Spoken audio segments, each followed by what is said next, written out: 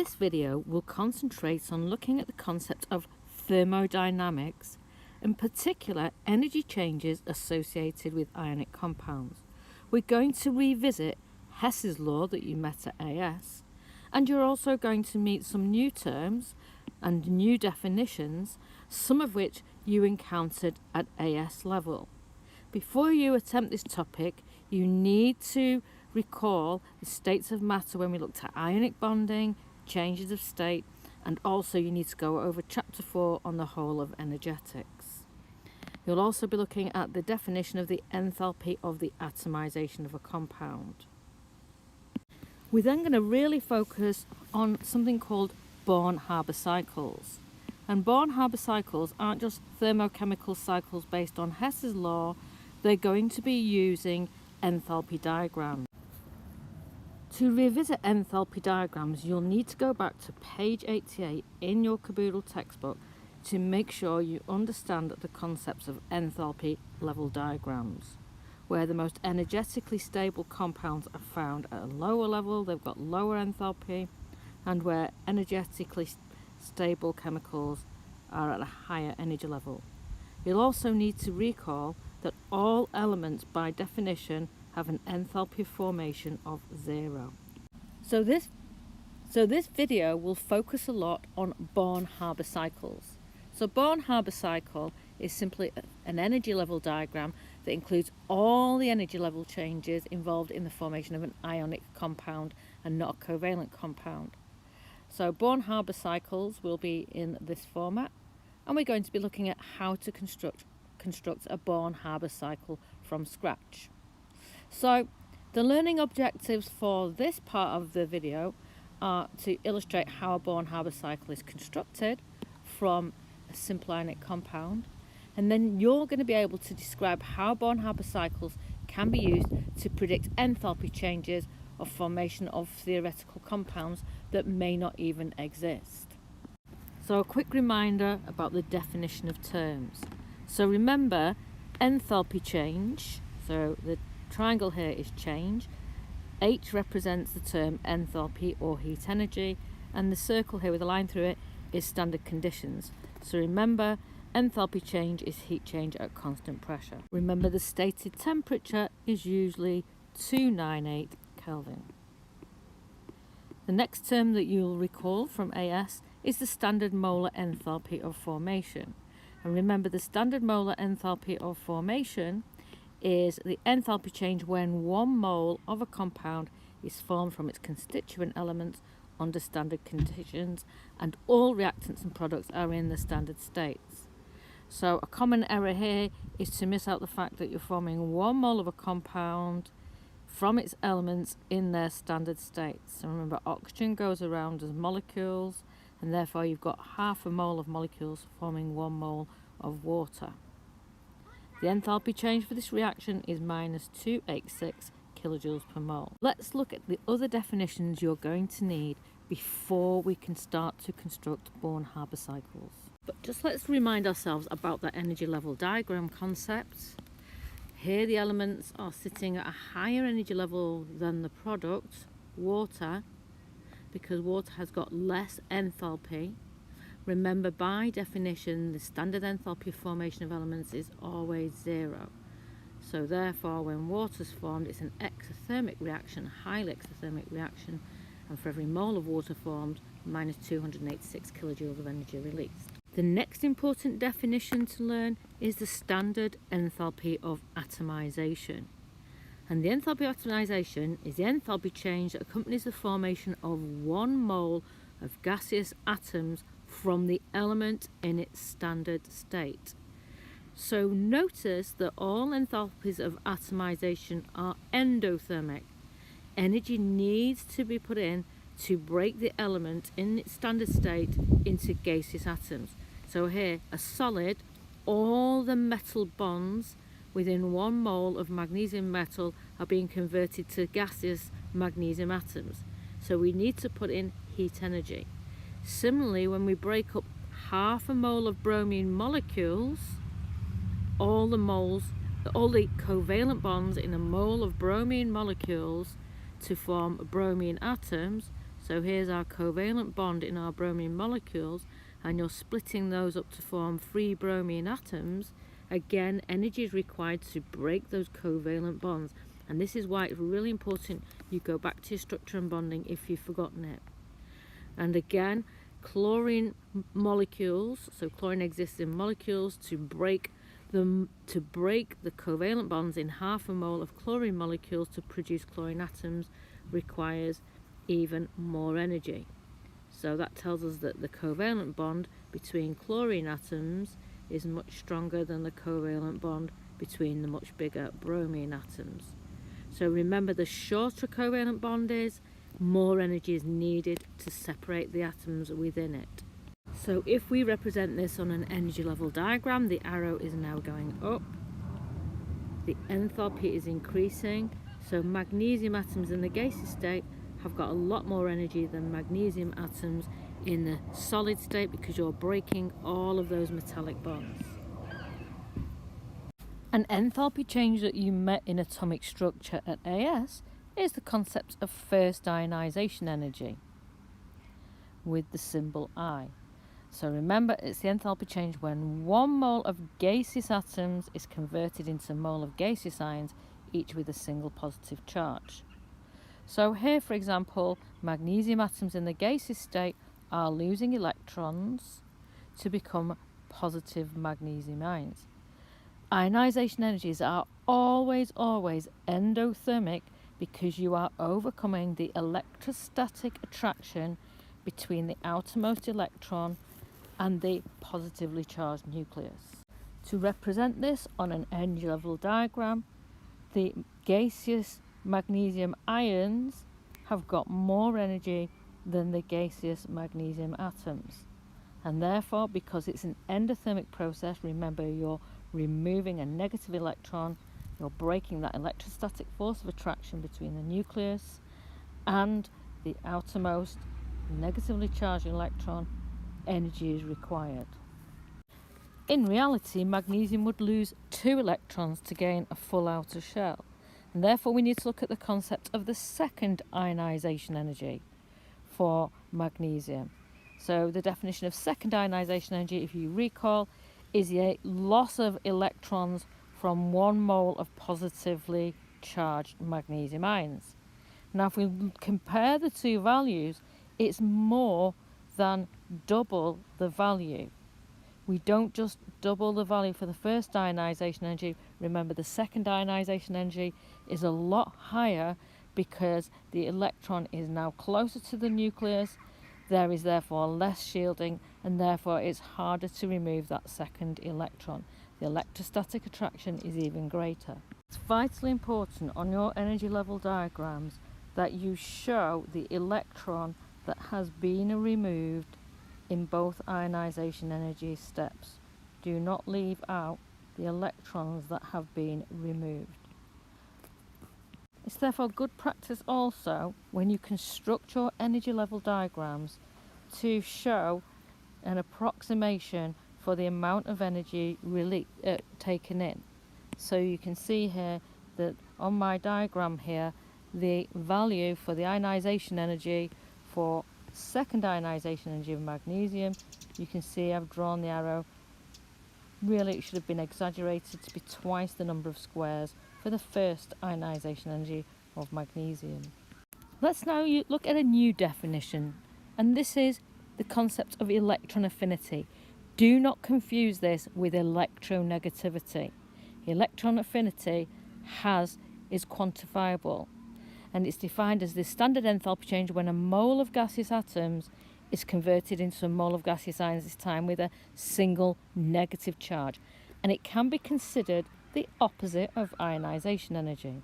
So an example of this is when oxygen atoms gain electrons, and now you can see that the enthalpy change is in fact exothermic, and the reason for this is because of the electrostatic attraction for the nucleus of the oxygen atom for the incoming negative electron. So again, this is an electrostatic attraction, not a repulsion, and therefore is exothermic. Let's look at the enthalpy diagram for this enthalpy change. You can see that the oxygen atom in the gaseous state has now acquired a negative charge. And because of the electrostatic attraction, 141.1 kilojoules per mole of energy is released for this process. Now need to consider the second electron affinity, because oxygen is in group 6 and it tends to gain 2 electrons to form a stable oxide ion. Now this time you can clearly see that the process of second electron affinity is always going to be endothermic. And the reason for that is you are overcoming the electrostatic repulsion between the negatively charged oxide ion, O- ion, and the negative charged electron. So the second electron affinity is always endothermic. Let's show that on an energy level diagram. Overcoming repulsion between the negatively charged O- ion and the negatively charged electron for 1 mole requires 798 kilojoules per mole of ions. The lattice enthalpy of formation is again a new one because it refers to enthalpy changes in ionic compounds. It doesn't make sense to talk about lattice enthalpy with covalent compounds because it's the standard enthalpy change when 1 mole of solid ionic compound is formed from its gaseous ions.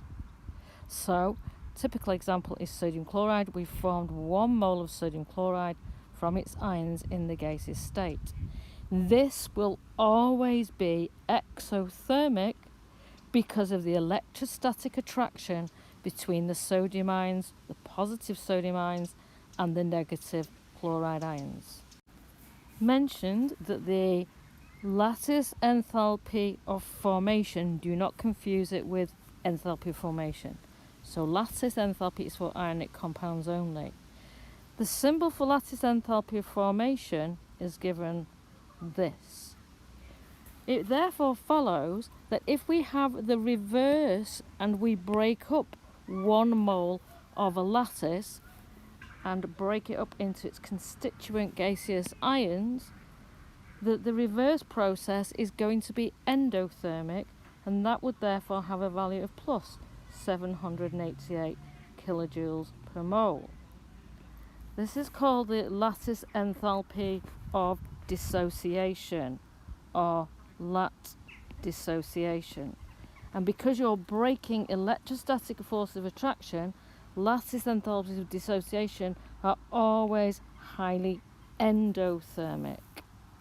So defining lattice enthalpy dissociation is the enthalpy change when 1 mole of ionic compound dissociated into its gaseous ions, and it's this enthalpy change here. And it's always endothermic because you're breaking electrostatic attractions. So let's look at those definitions again that we need before we can construct a Born-Haber cycle. We need the molar enthalpy of formation of your ionic compound. You need your atomization enthalpy of the elements. You need your first ionization energy of the metal, and if the metal is a doubly charged ion, you'll also need the second ionization energy. For the non-metal, you'll need the first electron affinity. But if the non-metal, like oxygen, is a doubly charged ion, you'll also need the second electron affinity.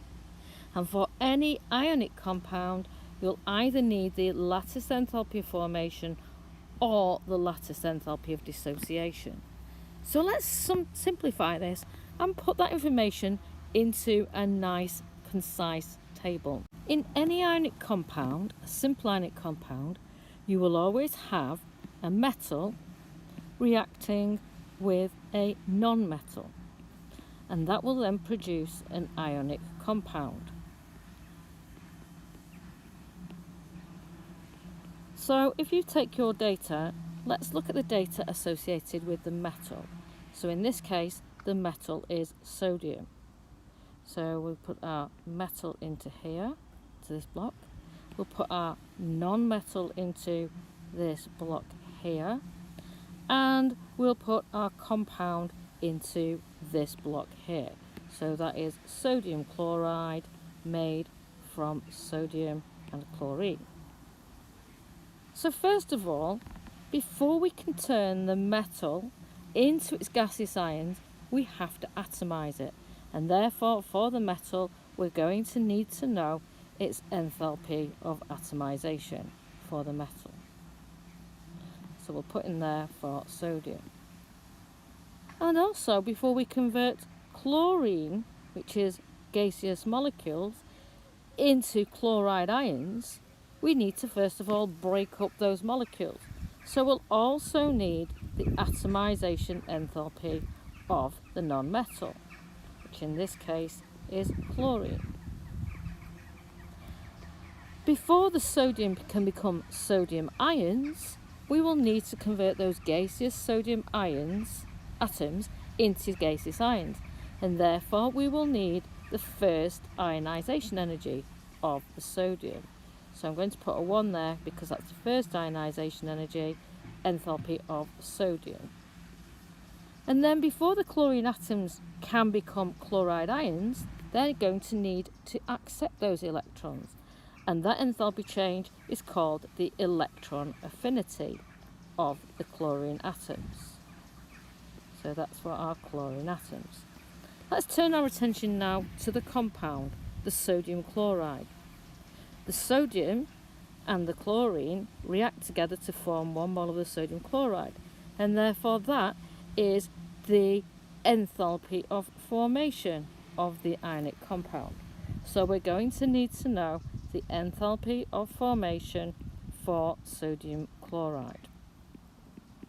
And finally, when the gaseous ions react together to form 1 mole of the compound, we need to know the lattice enthalpy.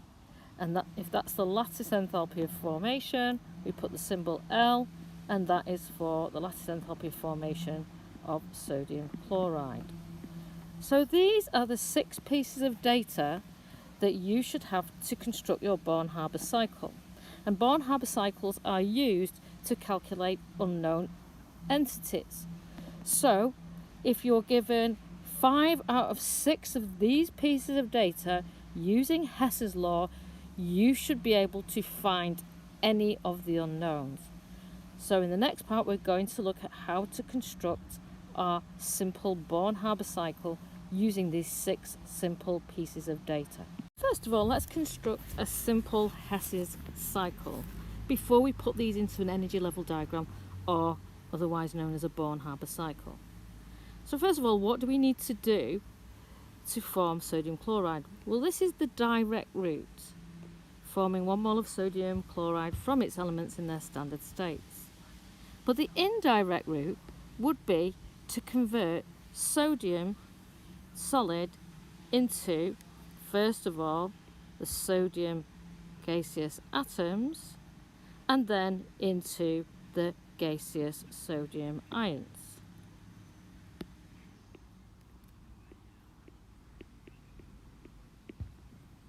We also need to convert the chlorine molecules into gaseous chlorine atoms before they gain electrons to form gaseous chloride ions. Then these gaseous ions, because of electrostatic attraction, would react together to form the solid sodium chloride. And this is the lattice enthalpy of formation. Let's now transpose our enthalpy changes onto this simple cycle. Let's look at our table. So first of all, converting 1 mole of sodium atoms in the metallic solid state into gaseous atoms is obviously the atomization enthalpy of sodium. So this here is delta at the sodium. Similarly, for chlorine, converting the molecules into atoms is the atomization enthalpy for chlorine. So we're going to use these 2 values here. Converting 1 mole of sodium atoms into 1 mole of sodium ions, the sodium is the ionization enthalpy. So that enthalpy change is going to go in here. The reverse for chlorine, where it gains 1 mole of electrons, is the electron affinity. So that enthalpy change will go into here, the electron affinity for chlorine. So now we have labelled each of the separate components of our energy cycle. We've used the electron affinity, the enthalpy of formation of the compound, and the lattice enthalpy. Let's now use Hess's law. You can see that this is the direct route, the enthalpy of formation, and the indirect route, where all of these arrows here are going in an anti-clockwise direction, is the indirect route. So now we can construct an equation for Hess's law. For simplicity, I've just labelled these arrows with letters. And therefore here we have route A, which is the direct route. So using Hess's law, which states that the enthalpy change is independent of the route taken, then route A, which is the enthalpy of formation, is equal, that's the direct route, is equal to the sum of all the other routes, which is B plus C plus D plus E plus F. And that basically is the equation for our Born-Haber cycle. So the enthalpy of formation of any ionic compound is equal to the atomization enthalpy for your metal, for example here for our sodium, added to the atomization enthalpy for the non-metal, let's tick them off as we go along, added to the sum of the ionization enthalpies for your metal, so if there's more than one ionization enthalpy, added to the sum of the electron affinities for the non-metal, added to the lattice enthalpy of formation for the ionic compound. Symbol we gave on the circle. So this was B, so I'm going to label that B. Let's go to remind ourselves how that looks. Here, route B is the atomization enthalpy of chlorine. C is the of sodium. C is the atomization enthalpy of chlorine. D is the ionization enthalpy of the sodium.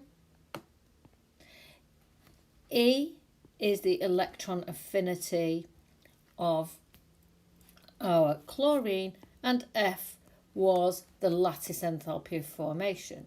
So now let's go to our Born cycle, and on our original energy cycle we had the enthalpy of atomization for sodium as B, the atomization enthalpy for chlorine is C, the ionization enthalpy for sodium labelled D, the electron affinity for chlorine labelled E, and the lattice enthalpy formation F. So let's now go.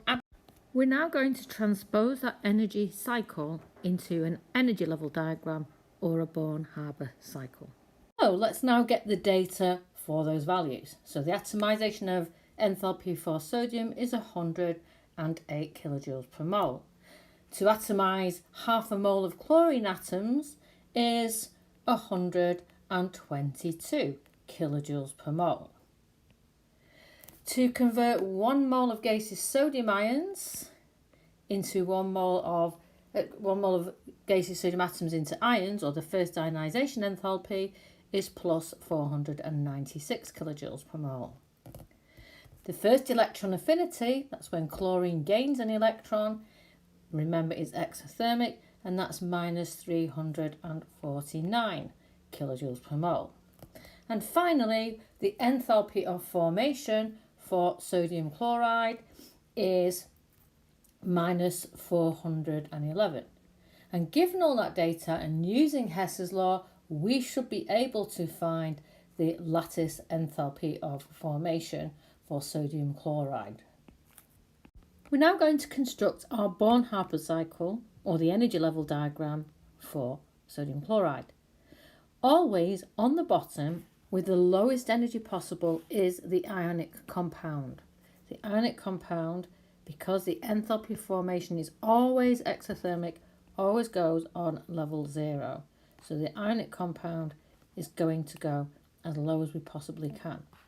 So the next thing to do is we go to the enthalpy of formation of sodium chloride. And the enthalpy of formation of sodium chloride is minus 411. So what I'm going to do is each 2 squares I'm going to take as roughly 100 kilojoules per mole, just to get an idea of an estimate of the final value for the lattice enthalpy of sodium chloride.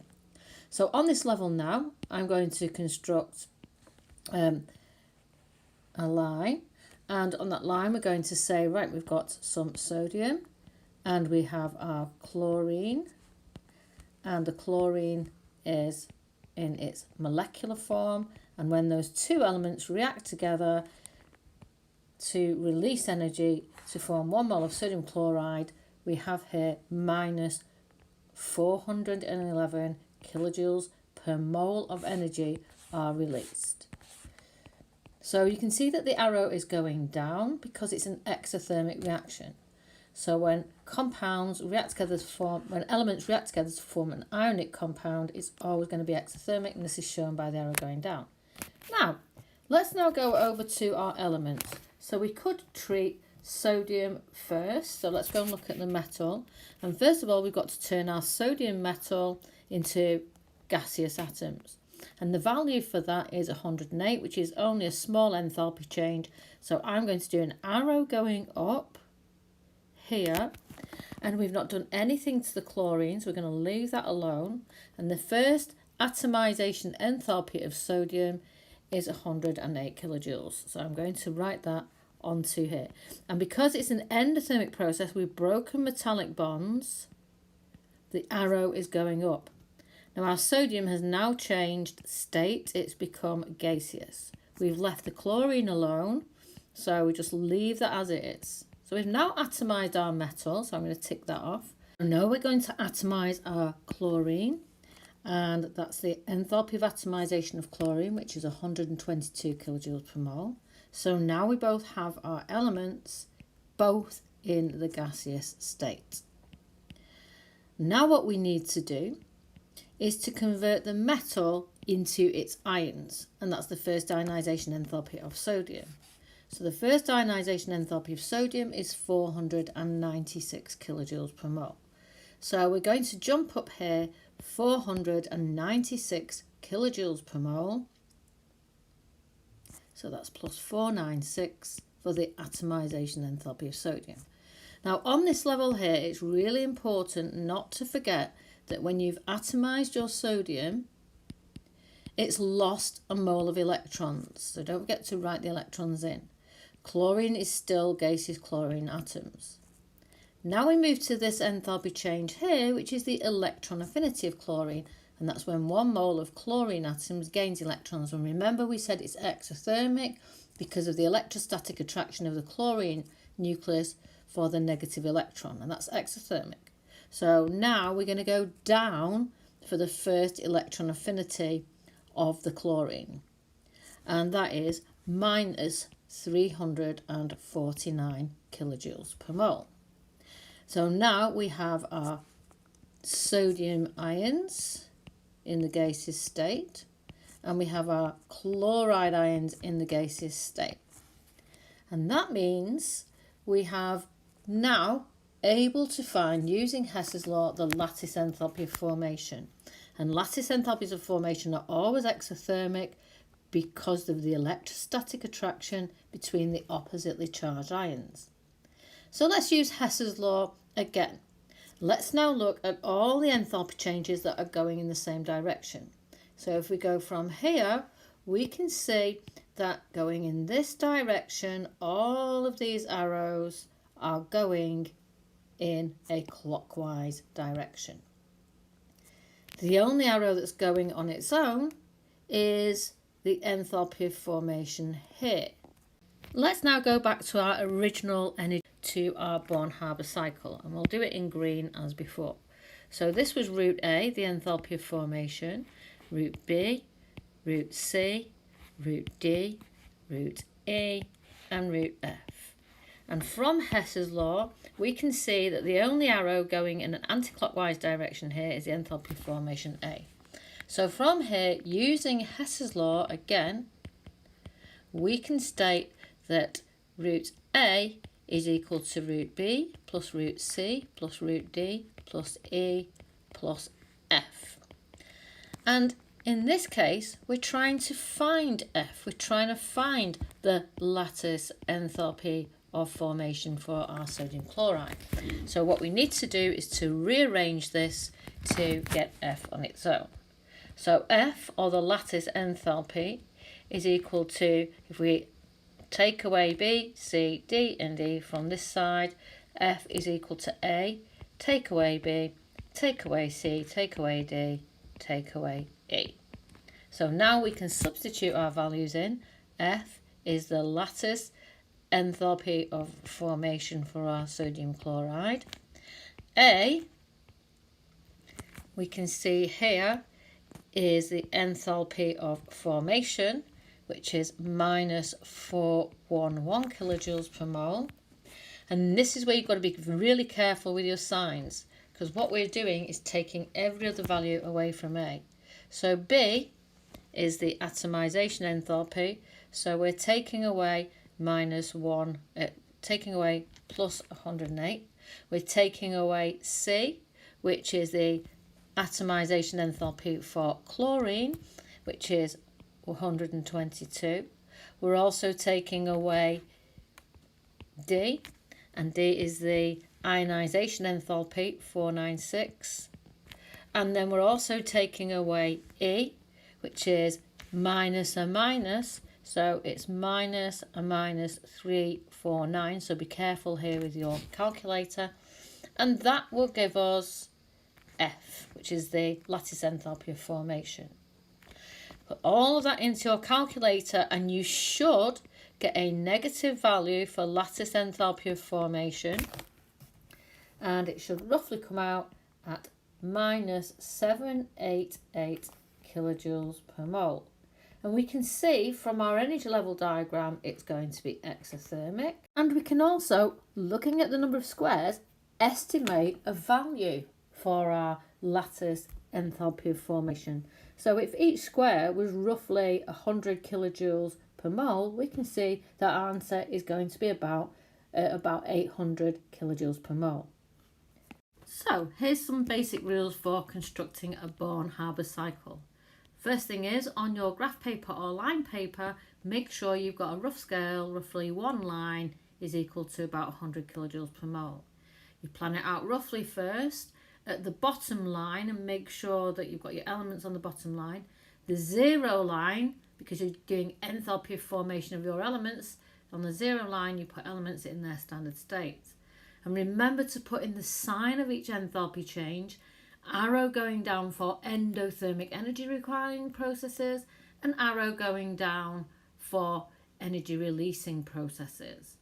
So I'm going to give you some data, I'm going to give you some time, and then you're going to construct your own Born-Haber cycle for magnesium chloride. We'll do a pause point, and then you can come back, pause it, and then check your answer against the one either in your textbook or on this video. So here is the data for magnesium chloride. So this time the formula for magnesium chloride is MgCl2. Let's look at the differences. Well, we need the atomization of the metal and the atomization of the non-metal, but this time you're forming 2 moles of chlorine atoms. So you're going to need to multiply the value of that by 2 because you're forming 2 moles of chlorine atoms. Let's now go and look at root D. Root D is the ionization enthalpy for magnesium, but because it forms Mg2 plus ions, the first ionization enthalpy when magnesium in its gaseous state goes to form 1 mole of positively charged magnesium ions is plus 738. But for the second ionization energy, when it goes to form 1 mole of doubly charged ions, it has a second ionization enthalpy of 1451. Let's now go to the electron affinity, which was E, energy level E.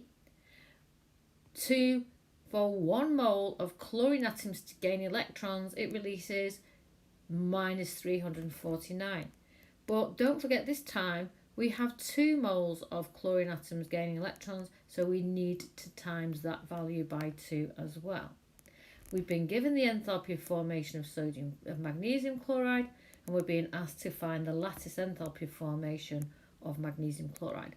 So let's look at our rules again. Let's get a blank sheet and do this on a piece of paper, a piece of A4 paper.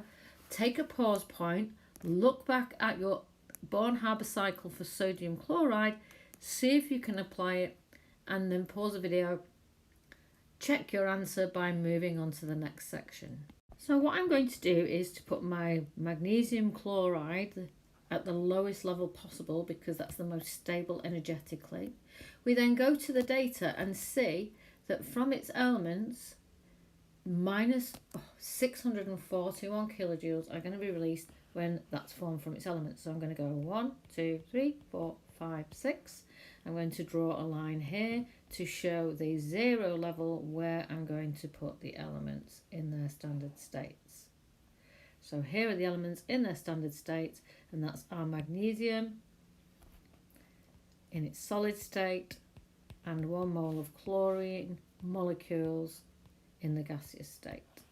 And therefore the energy that's released when those two combine together to form 1 mole of the compound, this is the enthalpy formation, is minus 641 kilojoules. So I'm going to label that enthalpy change A. Now I'm going to do exactly the same as we did for sodium chloride. We're going to atomize both of the elements. So to atomize magnesium requires 148, so that's roughly 1. Try and be too don't try and be too precise on these energy level diagrams. So it's the magnesium that we have converted, and we've converted it from a solid to a gas, and we've put into that plus 148 kilojoules per mole. So I'm going to tick off that enthalpy change there. We didn't do anything to the chlorine, and therefore it's still in the molecule state. But now here's root C. It's 122 for 1 mole of chlorine atoms being formed, but we times that by 2 because it's 2 moles of chlorine atoms that are being formed. So that's 244. So I'm going to go up roughly 2 lines roughly for the chlorine. So now we have our gaseous elements. We've got magnesium in its gaseous state, we've got chlorine in its gaseous state, and now we need to ionize those elements. Magnesium, first of all, to convert it to its ions, doesn't lose just 1 mole of electrons. So this is roughly 7. 1, 2, 3, 4, 5, 6, 7. Again, these are just rough.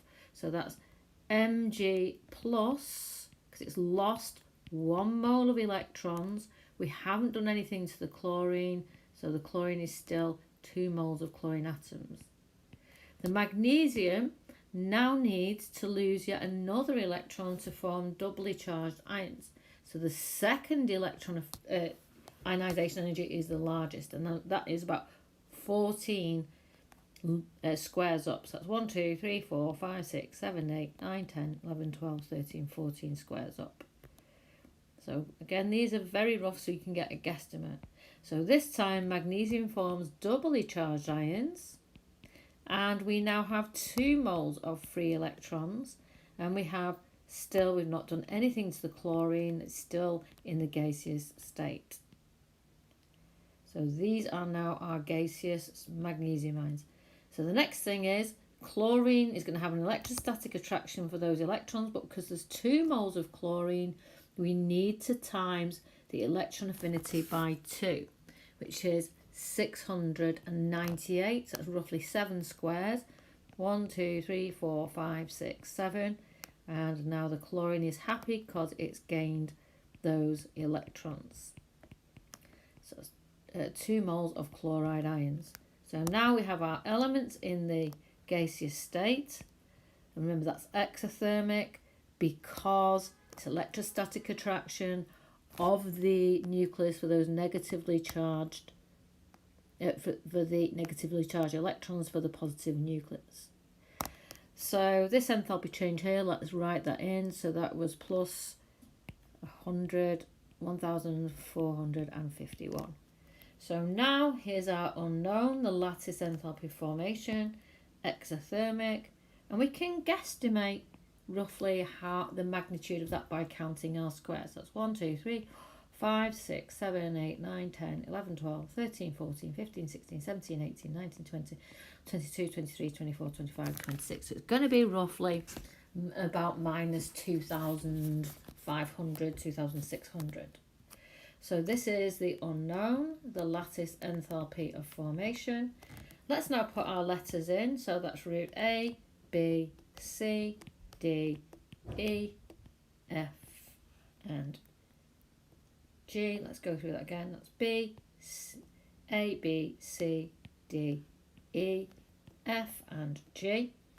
And remember, we know that the enthalpy of formation is the only enthalpy change going in an anti-clockwise. All of the other enthalpy changes are going in a clockwise direction.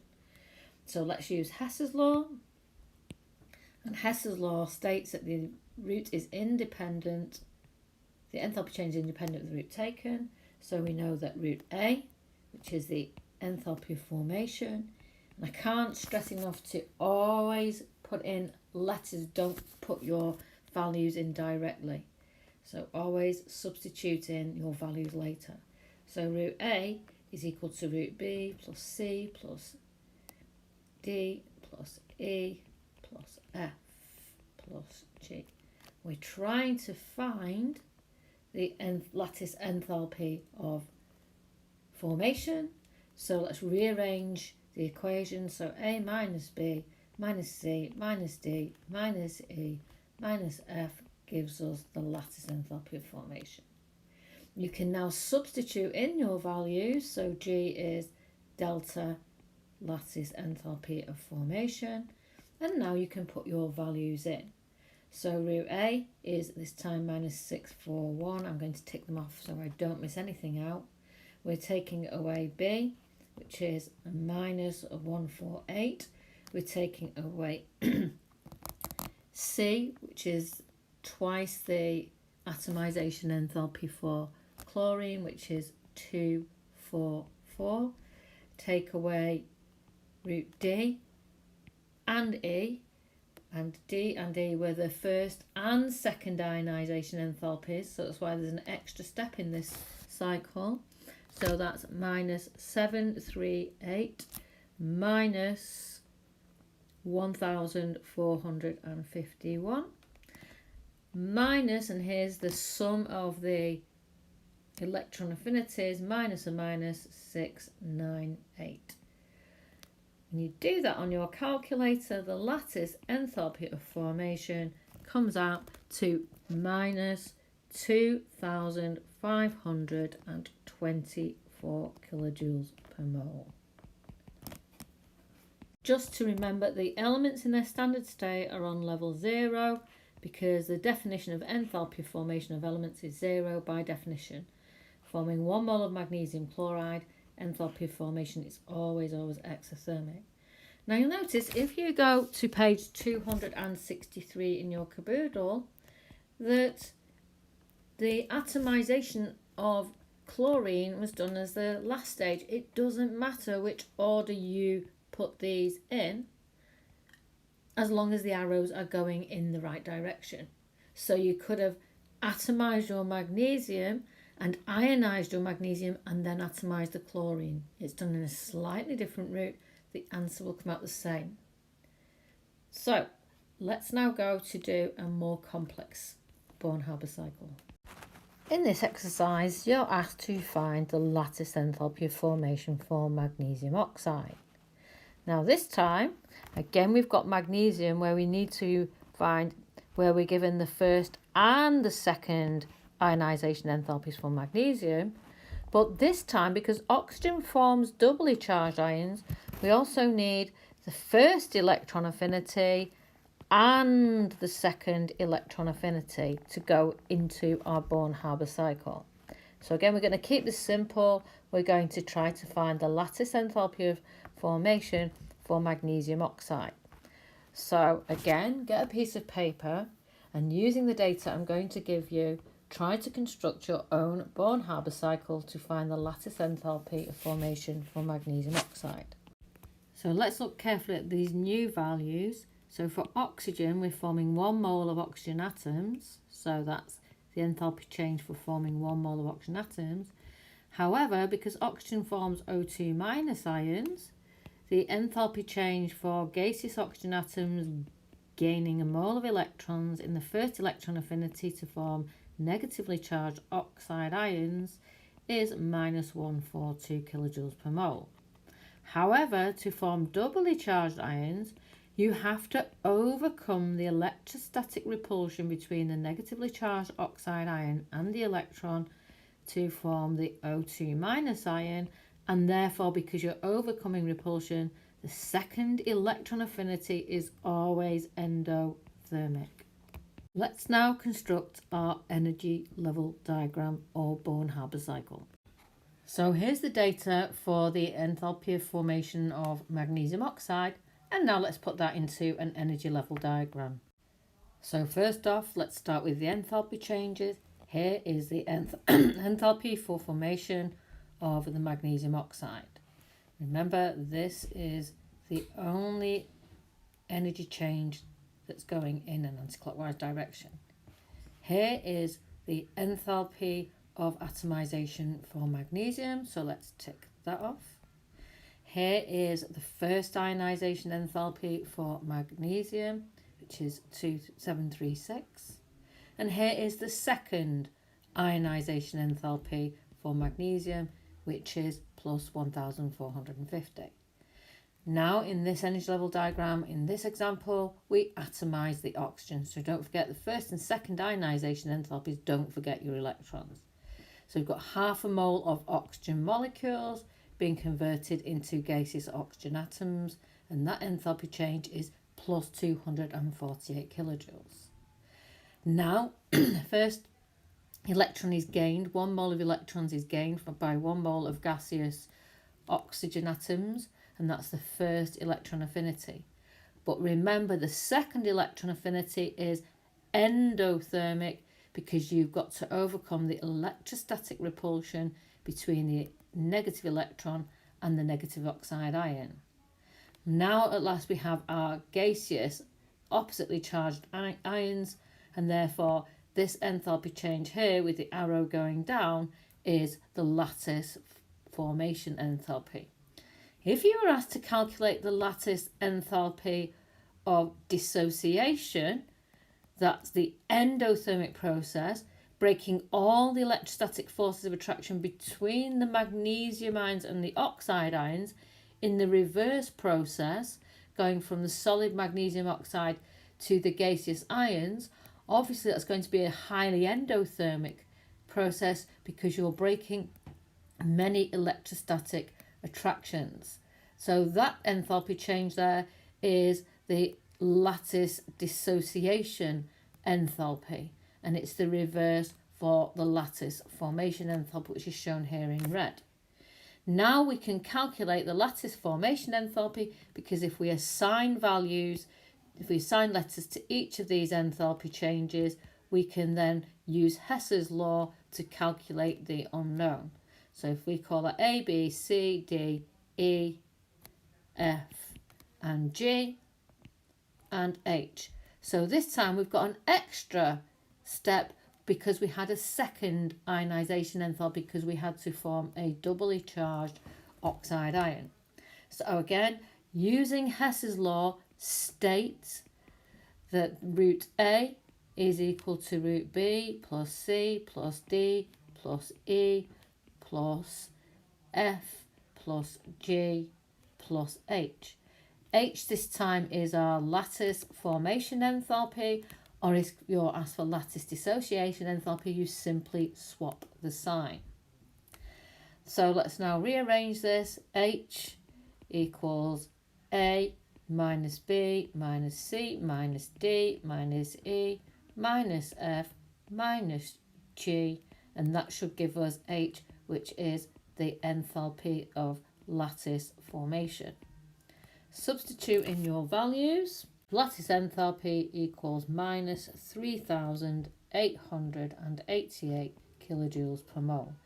If you're asked for the lattice dissociation, it's the reverse. So lattice dissociation would be equal to plus 3,888 kilojoules per mole. These questions come from your Jim Clark that you'll have in your pack, and it's available on Classroom. So problem 14 from page 117, you're simply constructing a Born-Haber cycle for potassium iodide. If you rewind the video, use exactly the same method for sodium chloride and simply substitute the values into your energy level diagram. For problem 15, this time you're going to draw a Born-Haber cycle for strontium chloride. This time you can use the second method for the magnesium chloride, where you've got 2 moles of chlorine atoms. So go back, have a look at the method in the video from MgCl2. But this time you're using it to find the enthalpy change of formation, but you've been given the lattice enthalpy of formation of strontium chloride. This is the lattice enthalpy of formation, so that's delta lat formation because it's an exothermic value. This is lattice dissociation enthalpy. It was identical to the Born-Haber cycle for sodium chloride, but this for potassium iodide. So this is route A, route B, route C, D, enthalpy change E, enthalpy change F. Again, we were trying to find the lattice enthalpy of formation. This is the exothermic route where the arrow is going down, forming 1 mole of solid potassium iodide from its ions in the gaseous state. So remember that the direct route is this one here. That's the enthalpy of formation. All of the other arrows are going in the clockwise direction, and therefore for this reaction, route B plus C plus D plus E plus or minus E, which is here, plus the lattice enthalpy of formation, which is F, equals the enthalpy of formation, which is A. Rearrange all of these to get the lattice enthalpy of formation, and that comes out to minus 629 kilojoules per mole. If you are asked to find the lattice enthalpy of dissociation, you simply reverse the sign.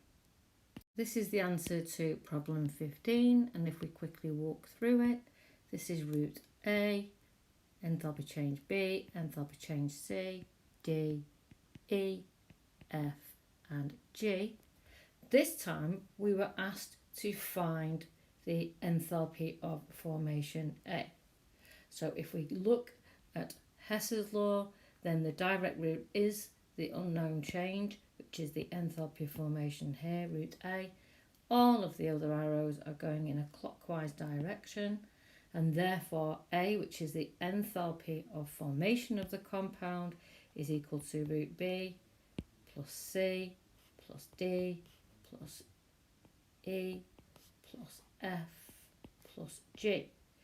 Don't forget this time, because you're forming 2 moles of chloride ions, you needed to multiply the atomization enthalpy for chlorine by 2 because you're forming 2 moles of gaseous atoms. Did you also remember to times the electron affinity of chlorine by 2 because 2 moles of gaseous chlorine atoms are picking up 2 moles of electrons. So don't forget to times that value by 2. This is problem 29 from Jim Clark. So the first thing you need to do is to construct a Born-Haber cycle for cesium fluoride and use it to find the electron affinity of fluorine this time. And secondly, you need to construct a Born-Haber cycle for barium chloride and use it to find the enthalpy change of formation of barium chloride BaCl2. Little hint here, don't forget that for cesium fluoride, that's identical to the Born-Haber cycle you did for sodium chloride, but this time you're trying to find the electron affinity of fluorine. On the second one, where you're constructing the Bohr-Haber cycle for barium chloride, big hint, don't forget that for barium you need to find the first ionization enthalpy and the second ionization enthalpy and add those two together.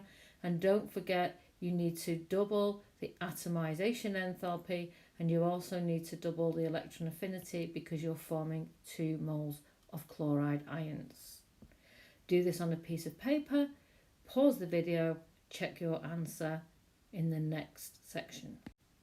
So pause the video, do this on a piece of paper, check your answers when you press play.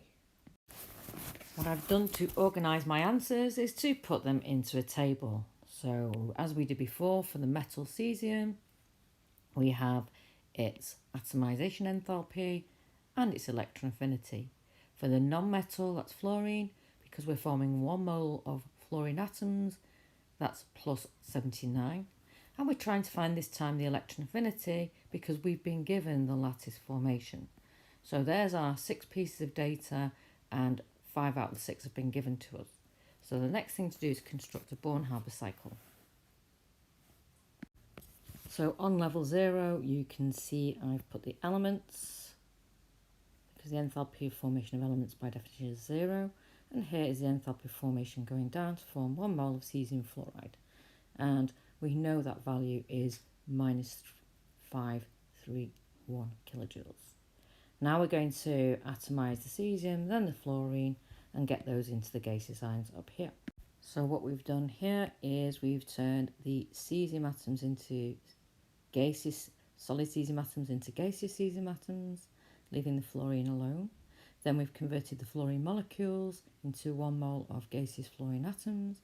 And now what we've done is taken electrons off 1 mole of gaseous cesium atoms to get cesium ions, and don't forget to put your electrons in. The next stage is the fluorine. 1 mole of fluorine atoms is going to gain those electrons, and this is the electron affinity. We don't know the value for that, but we know it's going to be exothermic because of the electrostatic attraction. So now the arrow is going to go down. Let's now assign letters to all our enthalpy changes. So I'm going to call this A, B, C, D, E and F. And this time we're trying to find E, which is the electron affinity.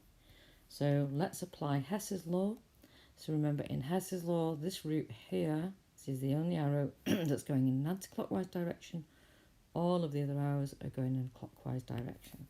So using Hess's law, we can now say that root A is equal to B plus C plus D plus E plus F.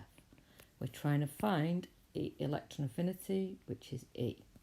So we can now rearrange this equation and say that E equals A minus B minus C minus D minus F. And now we can put in our values from the table. So root A is the enthalpy of formation, which is minus 538, minus B, and root B is the atomization enthalpy, which is plus 79. Then we have C, and C is here the atomization of fluorine, which is plus 79. Sorry, of cesium. Let's check our data again. So fluorine, yeah, which is also plus 79. Then take away root D, and root D is the enthalpy of ionization, which is plus 376. And then we need to finally take away F, and F is the lattice formation. So let's take away a minus 716. So make sure when you're doing this on your calculator you put brackets around to avoid not converting this to a positive sign. So the electron affinity for fluorine is minus 349 kilojoules per mole. And that makes sense because it's an exothermic reaction, because it's the electrostatic attraction for the fluorine nucleus for this incoming electron. Before you move the video on, can you pause, construct a Born-Haber cycle for the enthalpy of formation for barium chloride. All I've done here is to steal the energy level diagram for the enthalpy of formation of strontium chloride, and I'm now just going to substitute in the data. So root A here is the enthalpy of formation of barium chloride that we're trying to find. So this is our unknown. So let's now put in the values. So let's look at all the endothermic changes first. Here we've got the first atomization energy for barium, and then our first ionization energy for barium to remove one electron, which is here. Then to remove the second electron affinity is here. Now we turn our attention to chlorine, but this time remember we need to atomize 2 moles of chlorine atoms to form 2 moles of chlorine atoms. So to form 1 mole of chlorine atoms, you can see here the atomization for 1 mole is 121, so we need to double it. Now we have both of our gaseous barium ions and our gaseous chlorine atoms, so the chlorine atoms are now going to gain 2 moles of electrons, so we need to double the electron affinity for chlorine because there are 2 moles. Let's put those values in. So now we have added all of our values from the data. Here we have plus 176 to atomize barium, plus 502 to convert them to positively charged ions, then another plus 966 to convert them into doubly charged ions. Then we need to atomize 2 moles, we need to form 2 moles of chlorine atoms, that's twice the atomization enthalpy of chlorine. And finally we need to have 2 times the electron affinity because 2 moles of chlorine atoms are gaining electrons. Finally, we have our lattice formation, which is minus 2018, or if they'd given us lattice dissociation, that would have been plus 2118. And all it leaves us now is to find the enthalpy of formation. And this is quite straightforward because the enthalpy of formation, if we label that A, is equal to the sum of all of the other enthalpy changes, which we'll now label. That's B, C, D, E, E, and F. So using Hess's law, we can now say that A equals root B plus C plus D plus E plus F. So again, let's take the data.